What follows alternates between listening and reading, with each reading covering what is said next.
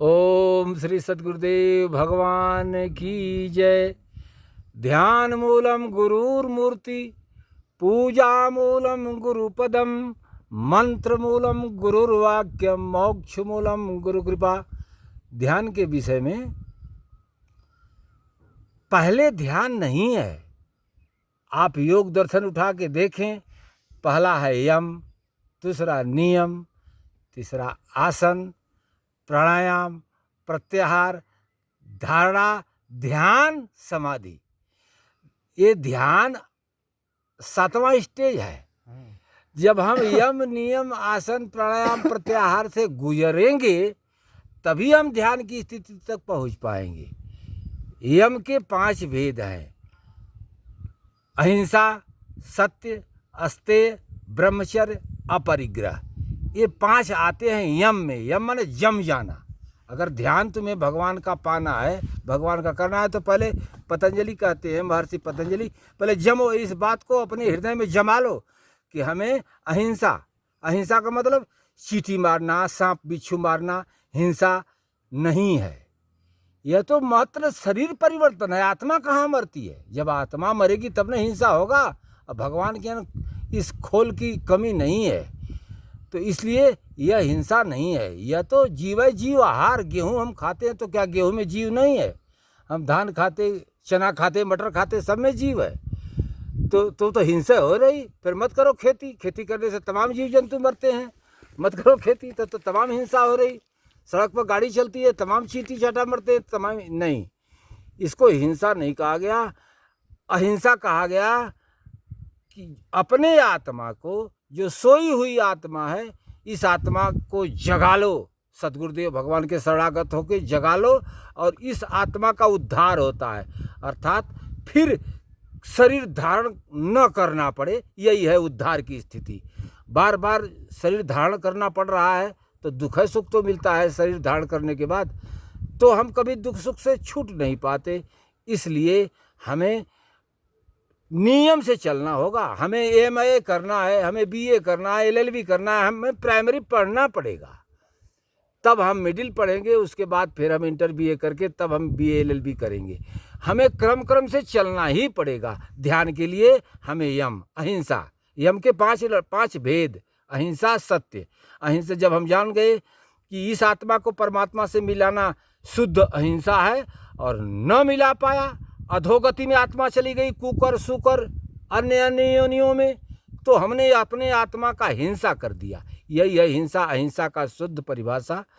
दूसरा आता है सत्य। अहिंसा के बाद सत्य। सत्य है आत्मा। इसका अनुभव सद्गुरुदेव भगवान के द्वारा होता है। आत्मा जाग जाती है, आत्मा बोलती है, बैठाती है, उठाती है, चलाती है, तो इस सत्य का अनुभव करा देते हैं सद्गुरुदेव भगवान। अहिंसा, सत्य, अस्तेय अर्थात आस्तिक भाव। आस्तिक, एक परमात्मा में दृढ़ विश्वास, एक परमात्मा ही कण कण में है, दृढ़ विश्वास हो जाए, यह है आस्तिक भाव। अहिंसा, सत्य, अस्तेय, ब्रह्मचर्य। ब्रह्मचर्य का हमने 3 अर्थ बताया। ब्रह्म माने वीर्य, ब्रह्म माने आत्मा, ब्रह्म माने विद्या। जो वीर्य रक्षण करता है वह भी ब्रह्मचारी, जो विद्या अध्ययन करता है वह भी ब्रह्मचारी, जो आत्मचिंतन करता है वह भी ब्रह्मचारी। ब्रह्मचारी का 3 अर्थ। तो सत्य, अहिंसा, अस्तेय, ब्रह्मचर्य। अपरिग्रह, अपरिग्रह जितना संसार से वस्तु आपको खाने पीने पहनने का चाहिए उतने लो, ज़्यादा इकट्ठा मत करो, यह है अपरिग्रह। उसके बाद आता है यम के बाद नियम। नियम में 5 भेद: शौच, संतोष, स्वाध्याय, तप, ईश्वर प्रणिधान। शौच का मतलब भीतर बाहर से पवित्रता। शौच, संतोष, संतोष कि आज रोटी मिली कल नहीं मिला, संतोष करो। संतोष का यह अर्थ नहीं। समतोष, सम है एकमात्र भगवान। जब तक भगवान समझ में नहीं आता साधक को, तब तक उसे तुष्टि, तोष माने तुष्टि अर्थात तृप्ति नहीं होती। तो बिना भगवान के पाए हमें संतोष नहीं प्राप्त हो सकता। 2, शौच, संतोष, स्वाध्याय, स्वयं का अध्ययन करो। स्वयं आत्मा ही मूल है, इसका अध्ययन भगवान सद्गुरुदेव भगवान ही कराते हैं अपने शरण में लेकर के। स्वाध्याय, तप, क्या शरीर को धूप में बैठा के तपाना तप है? नहीं। हम अपने इंद्रियों को सद्गुरुदेव भगवान के आदेश के अनुसार तपाते हैं, यही तप कहलाता है। यही संयम एक अग्नि है। हम संयम करते हैं, हम गुरुदेव भगवान के आज्ञा के अनुसार इंद्रियों को ले चलते हैं, यह है तप। शौच, संतोष, स्वाध्याय, तप, ईश्वर प्रणिधान, अर्थात एक सद्गुरु के प्रति प्राण से समर्पण हो जाना ही प्रणिधान कहलाता है। फिर यम, नियम, आसन। फिर मन सुखपूर्वक बैठ के भजन करने लगता है। मन का आसीन होना ही आसन है, न कि पैर के ऊपर पैर चढ़ा लो, सांस खींचो तानो।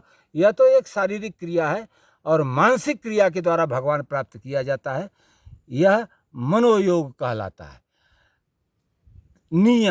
नियम अर्थात नियत कर्म, जो गीता में बतलाया गया, सांस गई तो ओम, आई तो ओम। अपने को इस नियम में बांधो, सुबह शाम 10 मिनट बैठ के जरूर भगवान का भजन करो, चिंतन करो, सद्गुरुदेव भगवान का, जो वर्तमान में महापुरुष है। तो यम, नियम, आसन, तो मन सुखपूर्वक बैठ जाएगा, आसीन हो जाएगा और भजन में लगेगा मन आपका। प्राणायाम यह कोई बाहरी क्रिया नहीं है। गीता में लिखा, अपाने जुह्यति प्राणम, प्राणये पानम तथा परे, प्राणापान गतिरुद्ध्वा प्राणायाम परायण। प्राण को अपान में हवन करो, अपान को प्राण में हवन करो। इससे उन्नत अवस्था हो जाने पर प्राण और अपान की गति को रोककर साधक भगवत परायण हो जाता है। तो यह हुआ प्राणायाम। यम, नियम, आसन, प्राणायाम, प्रत्याहार। जितना भोजन आपके शरीर को उपयुक्त हो, साधना करने में सहायक हो, उतना ही भोजन करो। तामसी भोजन न करो, सात्विक भोजन करो। इससे साधना में सहायता मिलती है। तो प्रत्याहार, धारणा, हमें ईश्वरीय गुण को धारण करना है। हम ईश्वर की संतान हैं, हमें ईश्वरीय गुण को धारण करना है। उसके बाद आती है ध्यान की स्थिति। तो ध्यान की स्थिति पहले हम सद्गुरुदेव भगवान की ध्यान करते हैं, जो वर्तमान में होते हैं। जब वे ध्यान में आने लगते हैं तो उनके कृपा से भगवत की प्राप्ति हो जाती है। यह अनिर्वचनीय है। भगवान कैसे हैं? भगवान बाल स्वरूप हैं। भगवान बाल, क्या छोटा लड़का अगर कोई है तो सब भगवान है? कहाँ।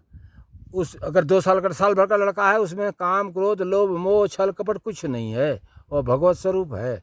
ऐसे ही परमहंस भगवान होते हैं, जिनके अंदर काम, क्रोध, लोभ, मोह, छल, कपट कुछ नहीं होता है। ऐसे महापुरुष का ध्यान करने के लिए ही शास्त्रों में कहा गया है। अगर बीते हुए कोई ईसा का ध्यान कर रहा है, कोई बुद्ध का ध्यान कर रहा है, कोई कबीर का ध्यान कर रहा है, तो ऐसे जो बीते महापुरुष हैं, वे कृपा करके वर्तमान महापुरुष से अटैच करा देते हैं साधक को। फिर वर्तमान महापुरुष का ध्यान करके ही साधक परम गति को प्राप्त करता है। ओम श्री सद्गुरुदेव भगवान की जय।